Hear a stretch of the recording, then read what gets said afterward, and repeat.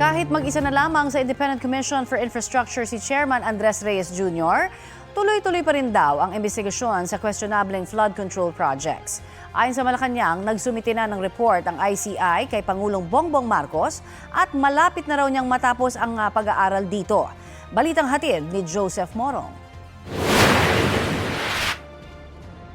5 buwan na simula ng buuin ng Pangulong Independent Commission for Infrastructure o ICI na sagot ng gobyerno sa panawagan ng publiko na may managot sa bilyon-pisong manumalyang flood control project sa bansa.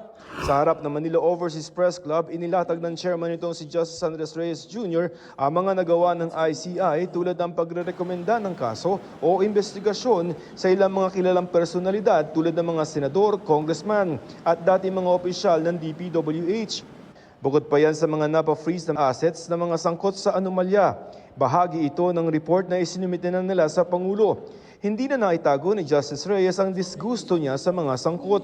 Masyado silang swapang, too selfish, Sabi ni Justice Reyes, mas marami para sanang mairerekomendang investigahan o kasuhan ng ICI, pero yan ay kung papayagan ito. You can trust us and we will not abandon our fight against corruption.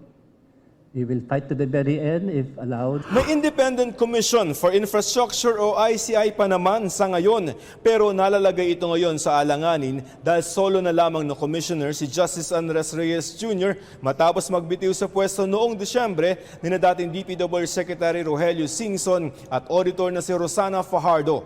Sana nga more, but wala na akong member I cannot function because I'm by myself.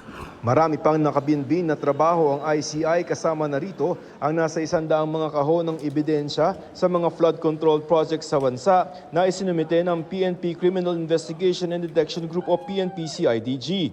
Reklamong isinampa ni dating Senador Antonio Trillanes IV laban kay dating Pangulong Rodrigo Duterte, Senador Bongo at ama nito. Reklamo ng ACT Party List laban kay Davao 1st District Representative Paulo Duterte at sa contractor na SunWest Corporation na dating pagmamayari ni dating Congressman Saldico.